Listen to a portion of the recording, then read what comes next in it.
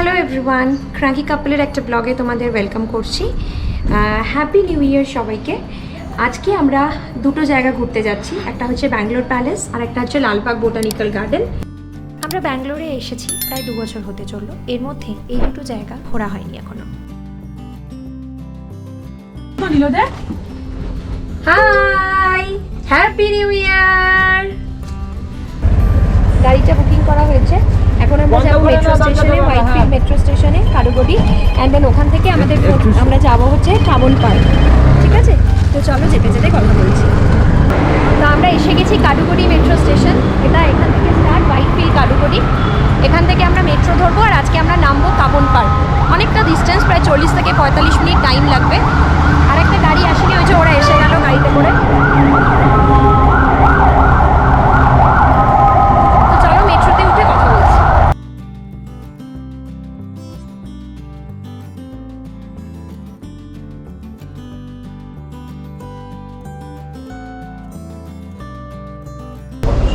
মেট্রোতে আমরা বসে পড়েছি। এটা হচ্ছে হোয়াইটফিল্ড কারুগড়ি মেট্রো স্টেশন আর আমাদের গন্তব্য হচ্ছে কাবন পার্ক। তাই নতুন বছরে ফ্যামিলিকে সাথে নিয়ে বেরিয়ে পড়লাম ব্যাঙ্গালোর প্যালেস এবং লালবাগ ঘোরার উদ্দেশ্যে।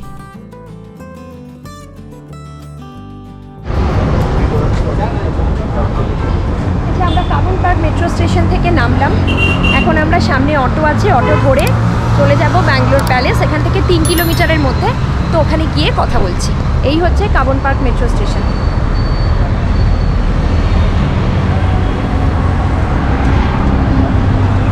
সবাই ওয়েট করে আছে। ব্যাঙ্গালোরের একটি বিখ্যাত আইকনিক ল্যান্ডমার্ক হলো ব্যাঙ্গালোর প্যালেস। 1878-এ রাজা চামারাজেন্দ্র ওয়াদিয়ারের দ্বারা নির্মিত এই প্যালেসটি মাইসোরের রাজপরিবারের মালিকানাধীন। আজকে আমাদের প্রথম গন্তব্য ব্যাঙ্গালোর প্যালেস। এই প্যালেসটি খোলা থাকে সকাল 10টা থেকে বিকেল 5:30 পর্যন্ত। ইন্ডিয়ানদের জন্য এন্ট্রি ফি 270 টাকা, 270 রুপিস, আর ইন্টারন্যাশনাল ট্যুরিস্টদের জন্য 500 রুপিস বা 500 টাকা। প্যালেসের ভেতরে কোনো ফটোগ্রাফি বা ভিডিওগ্রাফি অ্যালাউড নয়। যে কোনো একটি গভর্নমেন্ট আইডি প্রুফ দেখিয়ে আপনি 4টে অডিও গাইড সংগ্রহ করতে পারেন। তো বন্ধুরা, আমরা চলে এসেছি ব্যাঙ্গালোর প্যালেস। অটো কাবন পার্কের সামনে থেকে নিয়ে প্রায় 3 কিলোমিটারের মধ্যে। একটা অটো আমাদের ভাড়া পড়লো 120 টাকা, 3 জন ছিল, আর একটা অটো ভাড়া পড়লো 150 টাকা, যেখানে 4 জন ছিল।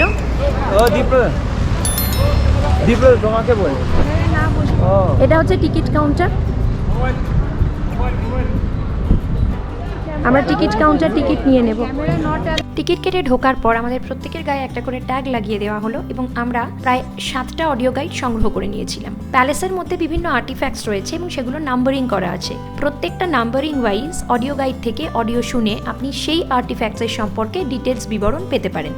যেমন এই জায়গাটাকে বলে দরবার হল। এটা তখনকার দিনে বিভিন্ন মিটিং বা সেরিমনির জন্য ইউজ করা হতো। প্যালেসের ভেতর যেহেতু ভিডিও করা অ্যালাউড নয়, আমি খুব ছোট ছোট ভিডিও নিতে পেরেছিলাম, তো যেটা এই ভিডিওতে তোমাদের সাথে শেয়ার করছি। যেমন এই জায়গাটা হচ্ছে অন্দরমহল। লাঞ্চের পরে বিভিন্ন রানীরা এখানে বসতো, গল্প করতো এবং পান খেত। প্যালেসের ভেতরটা ঘুরে আমরা চলে এলাম বাইরে থেকে প্যালেসটা দেখতে খানিকটা এরকম, খুব সুন্দর। এখানে ফটো বা ভিডিও নেওয়া যায়, তবে মোবাইলে, ভিডিও ক্যামেরা অ্যালাউড নয়। প্যালেসের উল্টো দিকেই রয়েছে বাগান, যেটা এখন বিভিন্ন কালচারাল ইভেন্টস বা এক্সিবিশনসের জন্য ইউজ করা হয়। এখানে দাঁড়িয়ে আমরা খানিকক্ষণ ফটো সেশন করে নিলাম, কিছু ভিডিও নিয়ে নিলাম, আর তারপরে আমরা প্ল্যান করছিলাম এরপরে আমরা লাঞ্চে যাব, বিকজ আমাদের নেক্সট ডেস্টিনেশন হচ্ছে লালবাগ। তো লালবাগ গিয়ে পুরো ঘুরতে অনেকটা সময় লেগে যেত, তাই এরপরে আমরা চলে গেলাম লাঞ্চে আমরা চলে গিয়েছিলাম ইম্পেরিয়াল রেস্টুরেন্টে।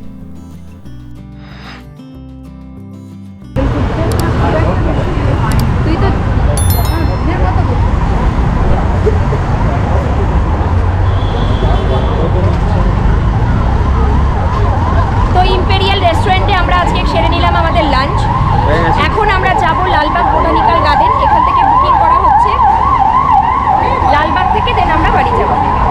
তো চলুন লালবাগটা গিয়ে দেখাচ্ছি।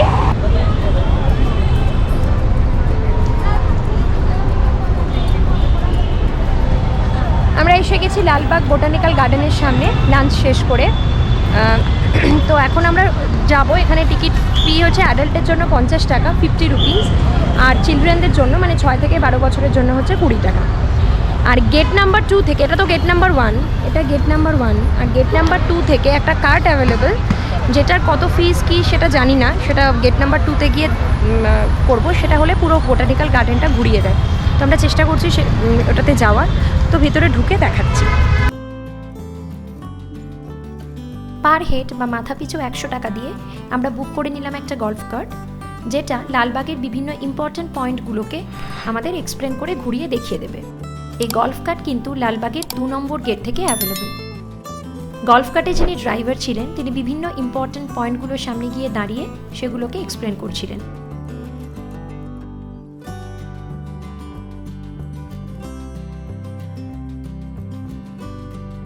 যেমন এই জায়গাটা হলো, এই রেড বিল্ডিংটা হলো পিজিয়ন হাউস, যেটা টিপু সুলতান বা তারও অনেক আগে চিঠিপত্র দেওয়া নেওয়া করতো।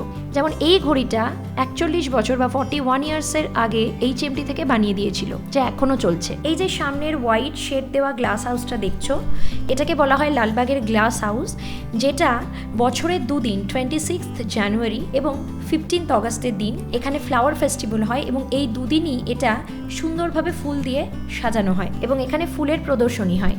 যেমন এই গাছটি 120 বছরের পুরনো এবং এটা তুলো গাছ, যেটা ইউজ হয় বালিশ এবং বিছানা বানানোর জন্য। লালবাগের আরও কিছু জায়গা দেখিয়ে আমাদের নিয়ে চলে এলো লালবাগ লেকের সামনে। লেকটা দেখতে অপূর্ব সুন্দর, এখানে বিভিন্ন ফটোগ্রাফি করা যায়। এই লেকের পাশে রাস্তাটা দিয়ে হেঁটে গেলেই পড়বে লালবাগের 4 নম্বর গেট, এবং 4 নম্বর গেটের সামনেই রয়েছে লালবাগ মেট্রো। আমরা যেহেতু মেট্রো করে ফিরতাম, তাই এটাই আমাদের কাছে ইজি ছিল এবং সেই কারণেই আমরা কার থেকে এই জায়গাটায় নেমে গেছিলাম। আজকের ভিডিও এখানেই শেষ করছি। ভিডিওটা ভালো লাগলে একটা লাইক করে দিও আর চ্যানেল সাবস্ক্রাইব করে আমাদের পাশে থেকো। দেখা হচ্ছে নেক্সট ব্লগে। টাটা, ভালো থেকো।